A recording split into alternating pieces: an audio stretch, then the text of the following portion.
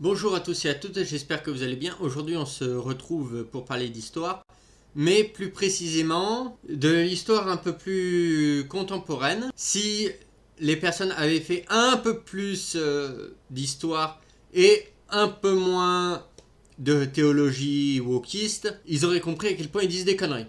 Mais bon, donc c'est un article sorti il y a 19 heures, produit par RMC. Alors je sais pas si je vais pouvoir le mettre sur YouTube ou pas, j'en sais rien.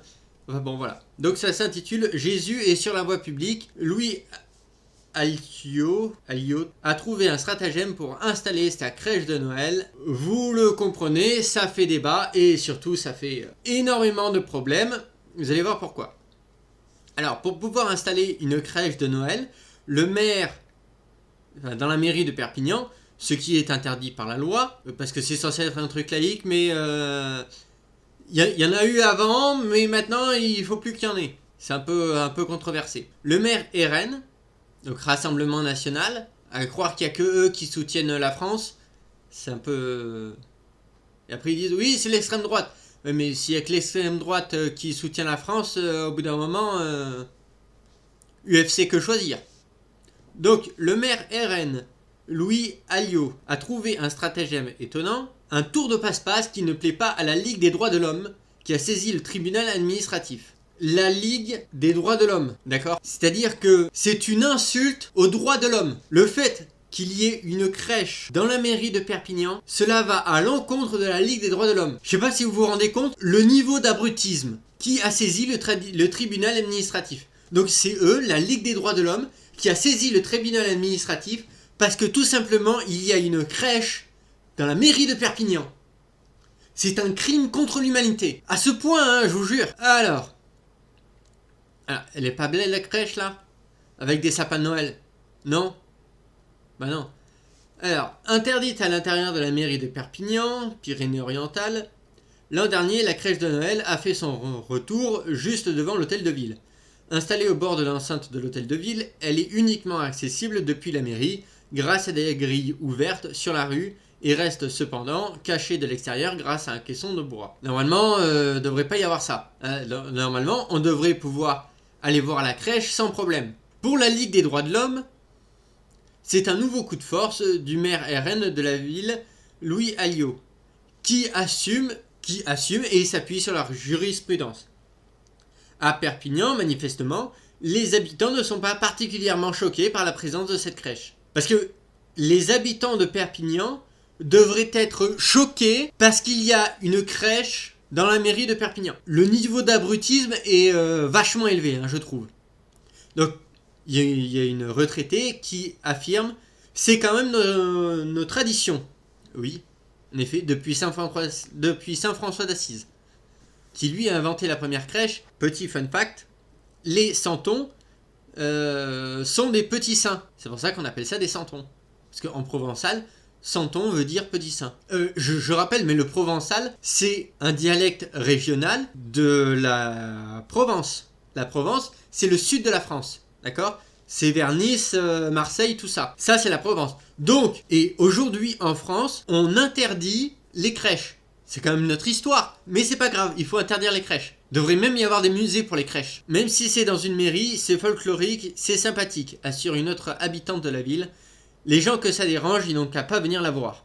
Peste une autre retraitée. Oui, c'est logique. Si ça les dérange, ils n'ont qu'à pas venir la voir. Ah, mais non. Pour les gauchistes, c'est pas bon. Mais certaines voix s'élèvent, car une partie de la crèche est à l'intérieur de la mairie. Jusque-là, ils vont pinailler, hein. Jusque-là. C'est le cas de Françoise Atiba. C'est qui celle-là? Je ne vais pas faire de préjugés, mais...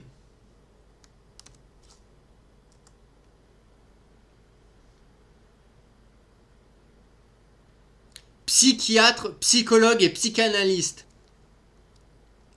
Elle tente de concilier une grande expérience théorique et la clinique dans la recherche de la psychothérapie, des psychoses et le service public auquel elle est très attachée.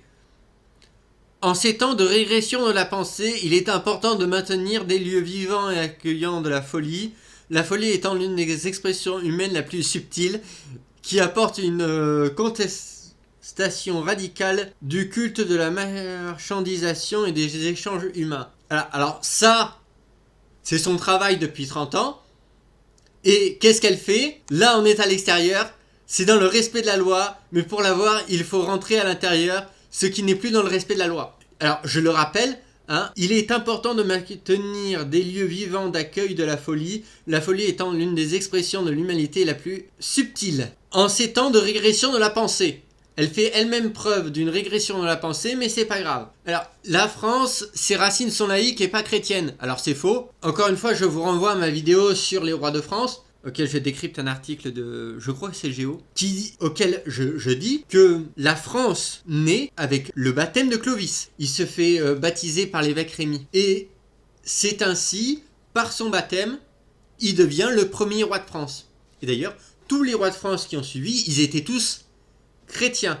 Donc les racines de la France sont chrétiennes et non pas laïques. Je rappelle que la laïcité, 1905, la loi de la séparation de l'Église et de l'État. Alors, la loi de 1905, elle résulte le respect de toutes les croyances, l'égalité de tous les citoyens devant la loi sans distinction de religion, la garantie du libre exercice des cultes, l'absence de culte officiel et de salariat du clergé, la fin du régime de concordat mis en place par Napoléon en 1802, la loi de 1905 acte la neutralité de l'État vis-à-vis de l'ensemble des religions.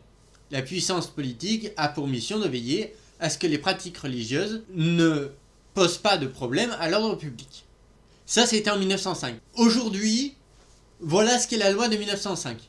Le respect de toutes les croyances, uniquement celles musulmanes, juives à peu près, mais pas celles catholiques. L'égalité de tous les citoyens devant la loi, sans distinction de religion.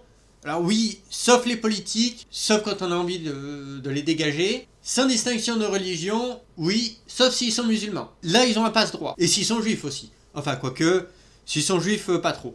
Par contre, s'ils sont catholiques, alors là laissez tomber. Il n'y a pas d'égalité. Ils sont coupables jusqu'au bout. La garantie du libre exercice des cultes, oui, à condition qu'ils soient musulmans. S'ils sont chrétiens, c'est pas possible. L'absence de culte officiel et de salariat du clergé, on n'en est pas encore là. On pourrait se demander si le culte officiel n'est pas le fait que ce soit musulman. Quoique, puisque nous avons notre cher président, monsieur Emmanuel Macron, qui est allé à la messe donnée par le pape. Alors aujourd'hui, voilà comment est appliquée la loi de 1905. Tout pour les musulmans, rien pour les catholiques. Les catholiques, on peut leur taper dessus, tout le monde va applaudir. Donc, si les racines de la France remontent à 1901, voire 1905, il y a un petit problème, non, vous ne croyez pas?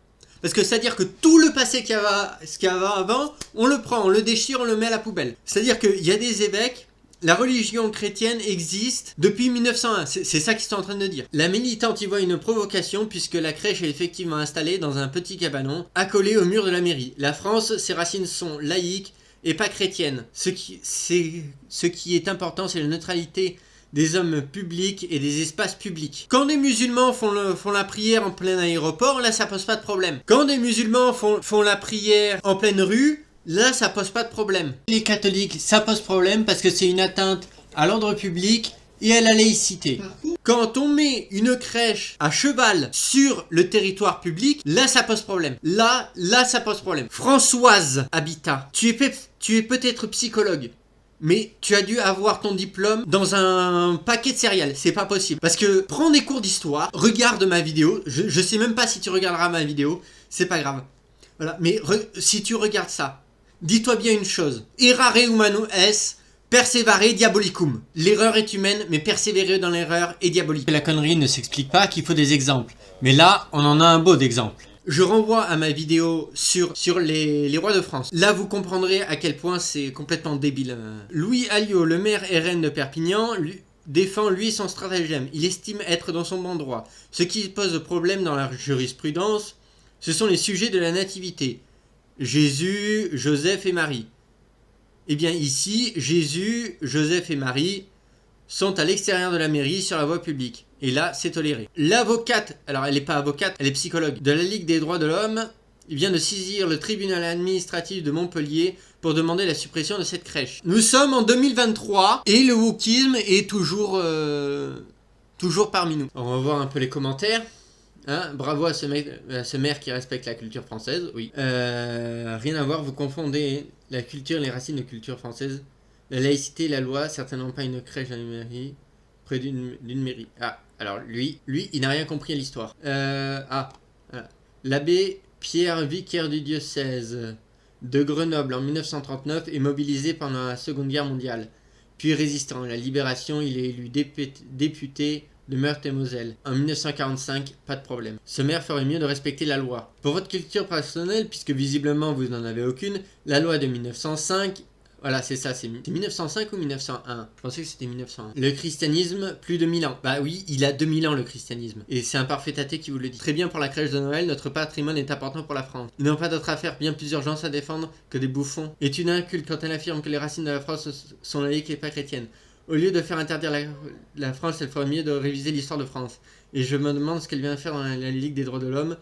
Dans ce contexte, ses représentants feraient mieux de s'occuper des droits français qui sont bafoués en permanence. Exactement. Alors, cette fois on a un autre article de Boulevard Voltaire. La Ligue des droits de l'homme pour la burqa mais contre les crèches. Ce qui est marrant, c'est que la Ligue des droits de l'homme s'est prononcée contre la loi interdisant la burqa, mais elle est contre les crèches. Donc là on retrouve bien donc, la crèche qui fait polémique.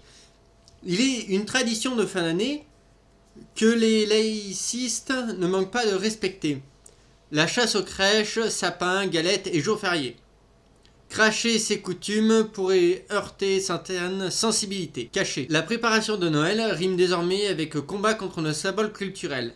À Nantes, cette fête française traditionnelle est dépeinte aux couleurs de l'obsession multiculturelle.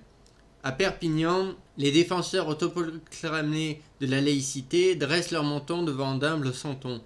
Ainsi, l'avocat de la Ligue des droits de l'homme vient-il de saisir le tribunal administratif de Montpellier pour demander la suppression de la crèche installée par le maire RN, Louis Alliot. La présidente départementale assure sans trembler... Alors là je comprends plus rien. Dans l'ancien article, c'était Françoise Atiba qui était l'avocate, mais là, visiblement, elle est présidente de la départementale. La France et ses racines laïques ne sont pas chrétiennes. Ah ben ça, scandale pour les puritains de la laïcité. Sollicité ce 30 novembre par Boulevard Voltaire, Françoise Atiba développe sa pensée. Cette crèche, c'est qu'un objet de propagande pour les maires RN, pour que des maires RN deviennent des arbitres de laïcité, et de fait, ils visent le changement de la Constitution. Ce qui paraît anodin ne l'est pas. D'ailleurs, le RN l'annonce clairement. Cette stratégie passe par une bataille culturelle, c'est en la gagnant qu'ils avancent. Alors, ça c'est marrant parce que elle dit ça par rapport aux crèches, mais par contre, pour la burqa, là, il n'y a pas de problème. Pour la prière dans les rues des musulmans, là, il n'y a pas de problème. Le fait qu'on dise, oui, il ne faut pas être anti-musulman, là, il n'y a pas de problème. Le fait de pointer du doigt tous les problèmes qu'apportent les musulmans, tous les problèmes qu'apporte l'immigration, là, il n'y a pas de problème. Là, non, il n'y a pas de combat. Par contre, le fait que le RN annonce très clairement que c'est une bataille culturelle et qu'ils avancent en la gagnant, ça pose problème. Parce que la bataille culturelle, ils défendent la France. Puisque dans une bataille, vous avez les attaquants et vous avez les défenseurs. Donc le RN est défenseur des valeurs françaises et de la culture française. Forcément, si eux sont les défenseurs, c'est que la culture française est attaquée. Et donc elle... qui est aux droits de l'homme. D'ailleurs, on devrait porter plainte contre elle pour destruction de la culture française. Mais est-ce que ce genre de plainte existe? Les racines de la France sont-elles exclusivement laïques? Depuis la séparation de l'Église de l'État, oui. Autrement dit, ce sont de toutes petites racines. Il y a plein de religions en France, il n'y a pas que les chrétiens maintenant. Pourquoi est-ce que les gens qui viennent à la mairie verraient cette crèche? Donc, parce qu'il y a une crèche, ça pose problème, et parce qu'il n'y a pas que les chrétiens en France, ça aussi ça pose problème. Est-ce qu'il n'y a pas que les chrétiens en France? Peut-être à cause de l'immigration? Jusqu'à présent, ça n'a jamais posé de problème. La laïcité, c'est un principe. On a besoin de neutralité aujourd'hui. Vous voyez comme c'est tendu. Alors, si je comprends bien, parce que c'est tendu, parce qu'ils ont fait des conneries en engrangeant énormément de l'immigration, voilà, que le peuple français se révolte, là, ah non, c'est tendu, donc on va se calmer. Tout ce qui a trait à la culture française, on va tout détruire. Manquerait plus que l'on détruise la Marseillaise et puis c'est bon. Hein. D'ailleurs, écoutez la Marseillaise. Voilà, ça fait un peu penser aux musulmans hein, quand même. Je dirais pas qu'elle est révolutionnaire, mais quand même. Rappelons au passage le soutien de la Ligue des droits de l'homme au port de la burqa dans l'espace public au Burkini sur la plage. Voilà. Ces artisans de paix n'ont manifestement pas suscité l'apaisement sur les réseaux sociaux où le ras-le-bol des internautes est manifeste, quelle que soit l'appartenance publique ou religieuse des commentaires. Révélateur ce message. On marche sur la tête, soutien au maire sans polémique politicienne. Ou celui-ci, je suis athée, agnostique.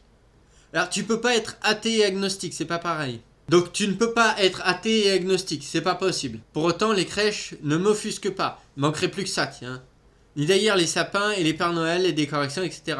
Noël est une fête chrétienne. Soit, dans un vieux pays judéo-chrétien, ce n'est pas parce que je suis athée que je dois en priver les autres. Ou encore ce mot teinté de ras-le-bol. Les gens qui entretiennent la polémique sur cette affaire de crèche n'ont rien à faire d'autre dans leur vie, à part emmerder leur monde. En quoi cela gêne que la mairie se fasse à la crèche? Franchement, ça pose problème parce que justement, c'est une fête chrétienne. Et ça pourrait choquer nos pauvres musulmans qui, eux, adorent le diable. Alors, si vous voulez savoir pourquoi je qualifie la religion musulmane de religion satanique, je vous renvoie à mes deux dernières... à mon avant-dernière vidéo auquel je traite du judaïsme. C'est clairement en fait marqué dans le Coran que la religion musulmane est une religion satanique. C'est comme l'église de Satan, mais en caché. Ils font croire qu'ils vénèrent Dieu, mais en fait ils vénèrent Satan. Que vous soyez croyant ou pas croyant, c'est ça, hein. Ils font des sacrifices à leur divinité. Cette culture commune se ciment, les nouveaux déboulonneurs s'acharnent à l'effacer. Au risque, comme le craignent dans nos colonnes Amin et Labi, franco-algériens de culture musulmane, de ne plus rien avoir à proposer face à la montée de l'islamisme. Ah, bah oui. Les laïcistes de la première heure, Ferry, Clémenceau ou Jaurès, doivent se retourner dans leur tombe. Outre le fait d'avoir détruit et vidé les congrégations religieuses, on leur doit le roman national, l'école pour tous. Jeanne d'Arc, élevée au rang d'héroïne de la nation, ces anticléricaux étaient malgré tout des bâtisseurs. Leurs descendants appartiennent à la catégorie des démolisseurs. Ça a été écrit par Iris Bridier, journaliste à Boulevard Voltaire. Voilà. Bon, écoutez, Ligue des droits de l'homme, voilà, si on devait retenir, la Ligue des droits de l'homme est pour la burqa, mais contre les crèches. Écoutez, cette vidéo vous aura plu. N'hésitez pas à vous abonner, mettez un pouce en l'air, dites-moi ce que vous en avez pensé dans les commentaires. C'était Kaefré et je vous dis à une prochaine fois.